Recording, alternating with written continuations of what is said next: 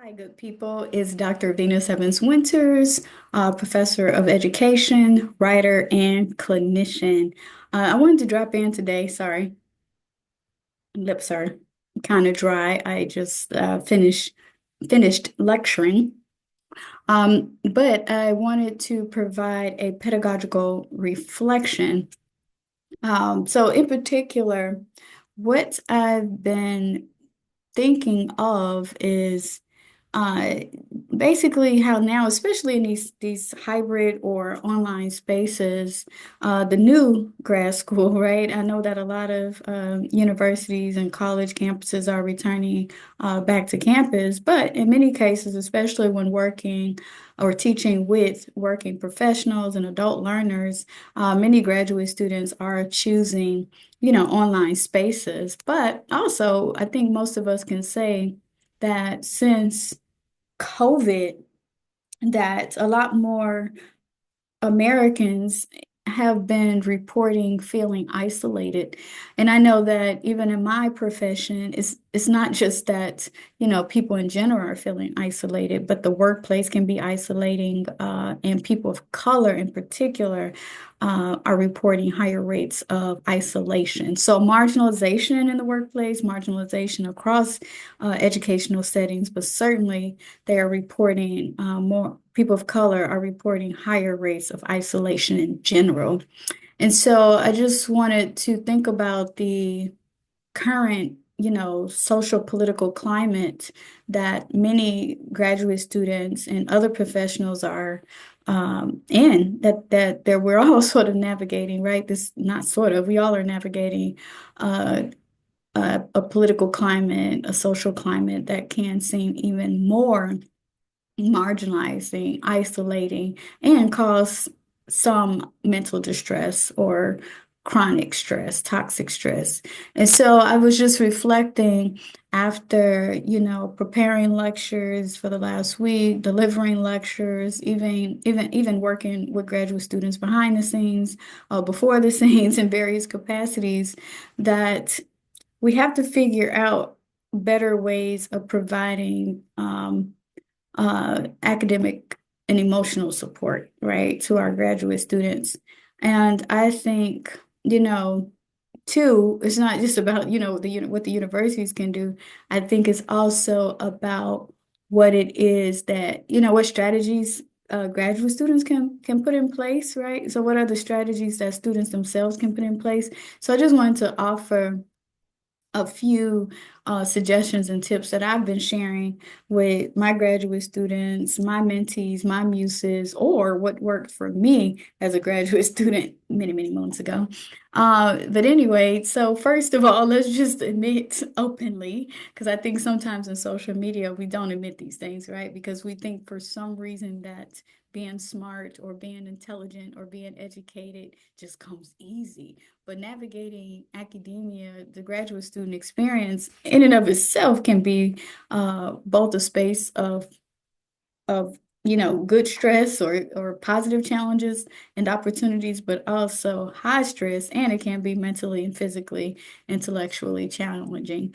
So one tip I have is just really, it's really, really, really important. One tip is to create a support network. So have a support network. And of course, your support network can come from your closest friends and family who may not say even be in grad school or in academic spaces. They may not even understand, the nuances of higher education or grad school, and that's fine.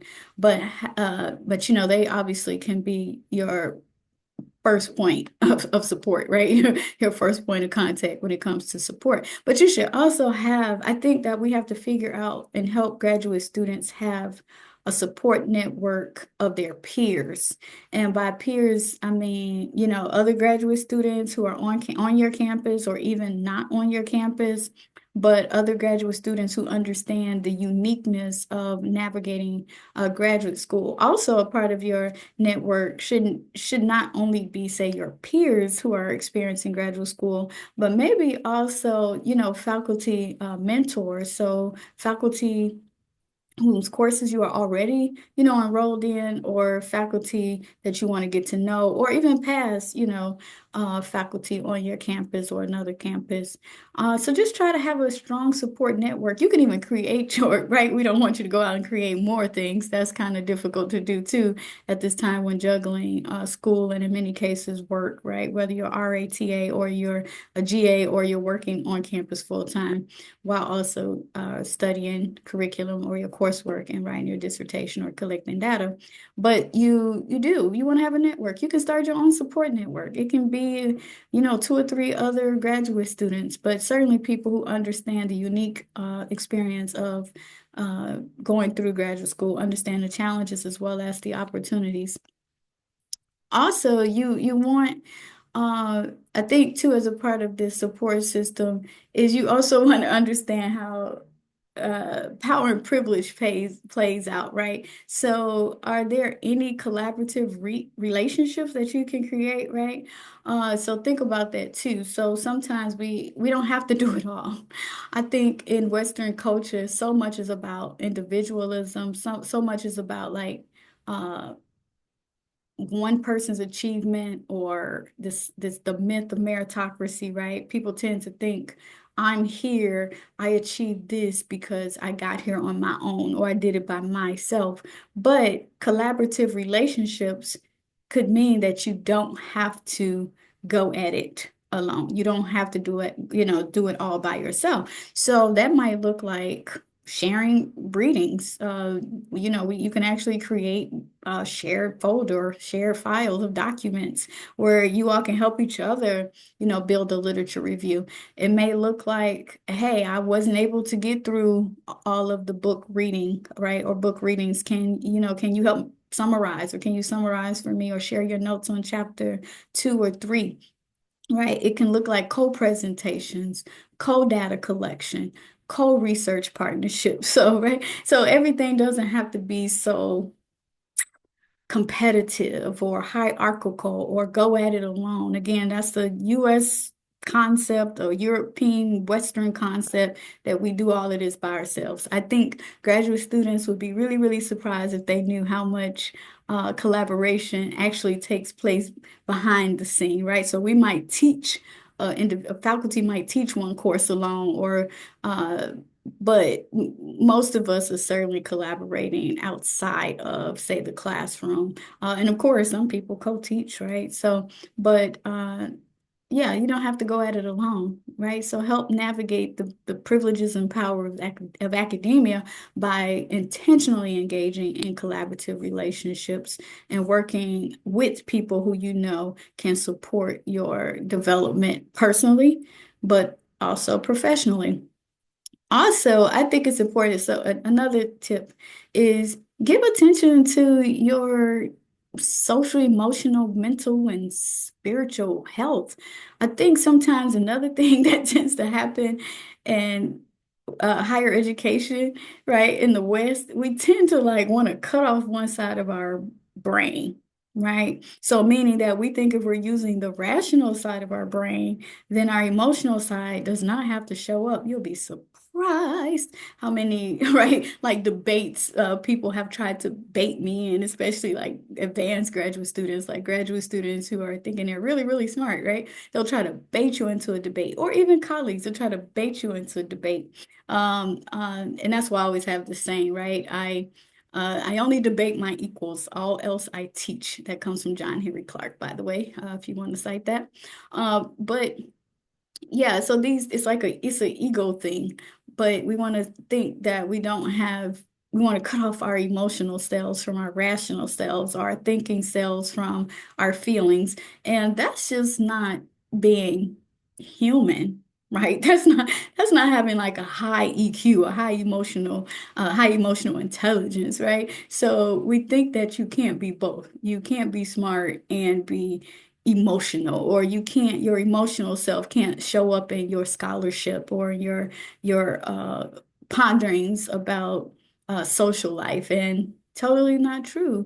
Or people, not only we think we want to cut off or compartmentalize parts of ourselves, but I think too a problem is that graduate students don't always share, nor should they have to, but graduate students don't always share what they may be going through either personally, professionally, but how that personal or professional challenge could be impacting the overall social emotional health, right? So there, I mean, especially now, we know with these online technologies that people are experiencing higher rates of anxiety.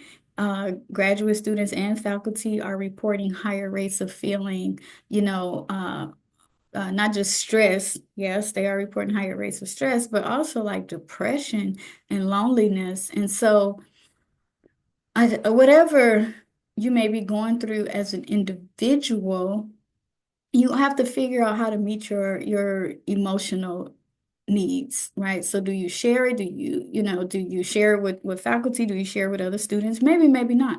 Maybe you write through it, right? Maybe you relate some of your own issues around not feeling safe or not feeling belonging to larger social issues. Or, some people are very sophisticated of figuring out how is my problem representative of a larger social problem, or how is my issue uh, related to larger social issues that are impacting people who look like me or live where I live, right? And so, and it's not to say that you have to become your research or you have to become your career either, right? I mean, everybody has emotions, but the goal is don't ignore your social emotional health. Similarly, mental health. And I usually keep those separate because mental health usually we want to think about that as something that's as much uh, environmental as it is physiological, right?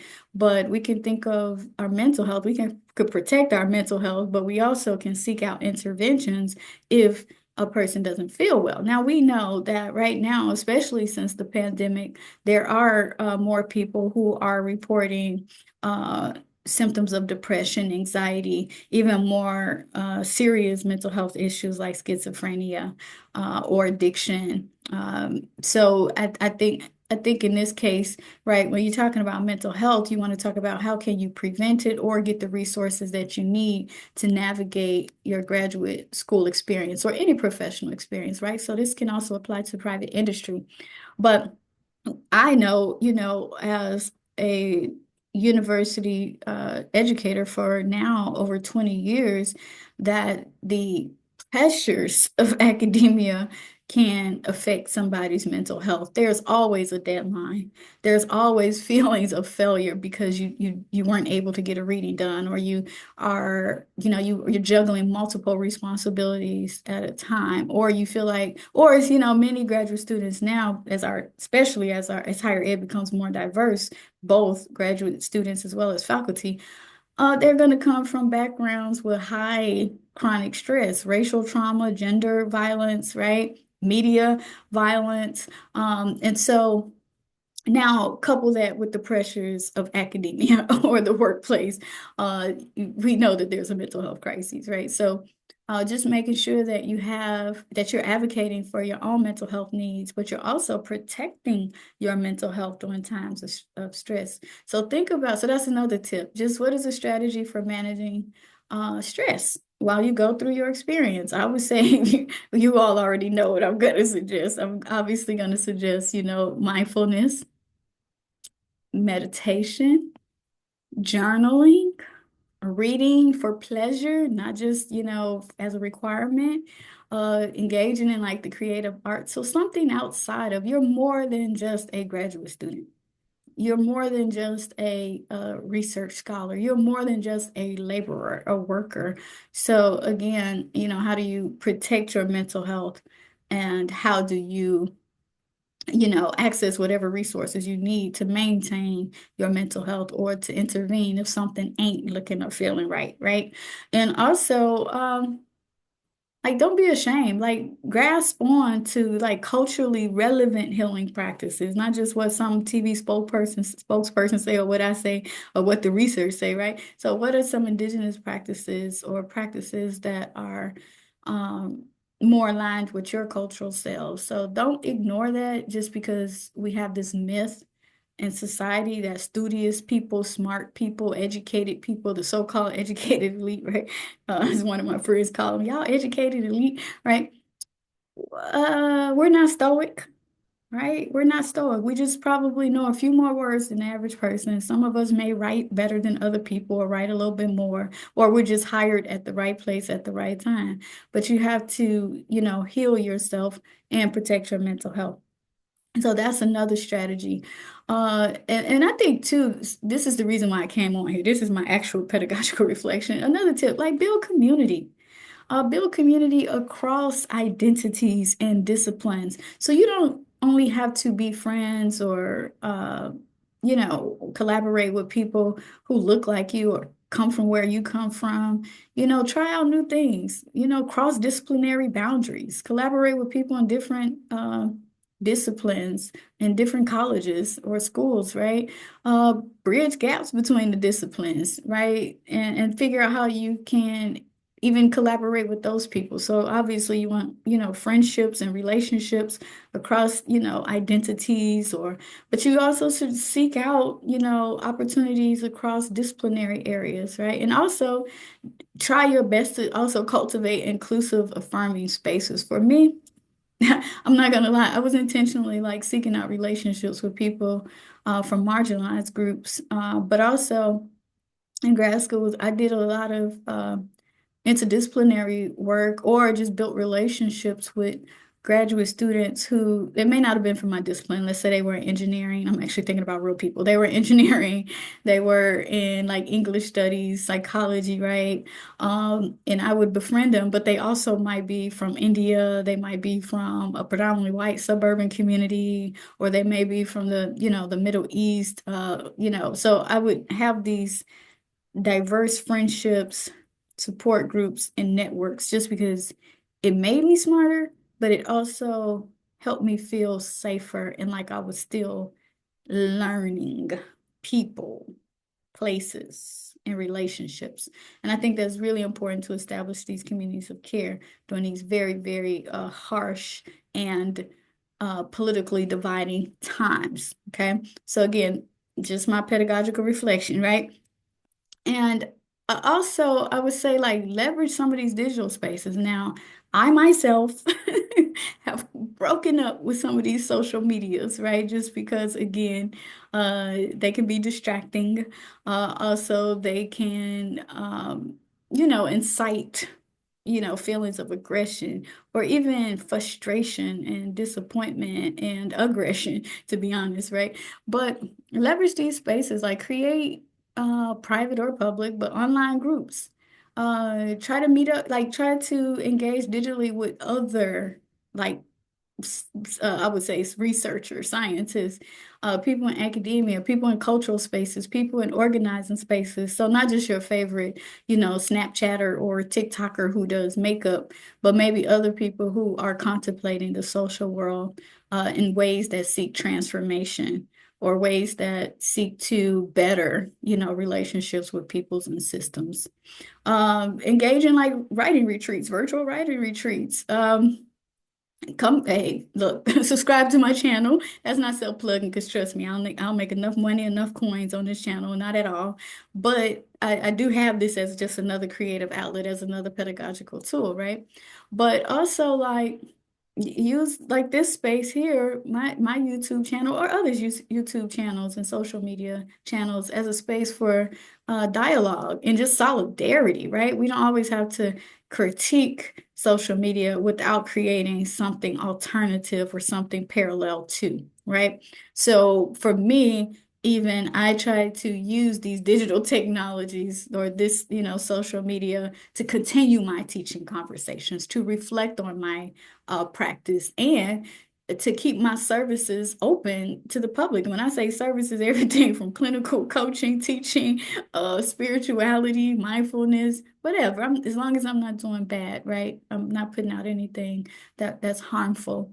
And it's a good reflection tool when I don't, feel like writing, jotting something down again. But anyway, and I could do it in a moment. So we could create these online, accessibility in online communities. But nonetheless, so my purpose of coming on today and just recording my pedagogical reflection is because I wanted to stress after meeting with individuals in my classes, right? That I believe we need to intentionally create more opportunities for community building with our graduate students and also, scholars who are matriculating through the system or, new professionals. But again, a few strategies just to recap if I can remember based off my based off what I've been thinking about for the last couple of days and post teaching, I would say that we need to figure out better opportunities for graduate students to create community, but we also need to encourage community amongst graduate students. Some of that is to protect our graduate students' social, emotional, and mental health, but also the purpose is to create opportunities of support, like a support network, and opportunities to for students to learn how to collaborate. So it's not just about the individual success, but the collective success of the community, right? So in solidarity to social transformation, especially during these pressing times. All right, so that's it. My name is Dr. Venus Evans Winters. I am a professor, researcher, writer, and clinician. So these are the types of things that I think about, and this was my pedagogical reflection. Okay. So reach out, teach, and create community. Protect yourself and help protect the collective.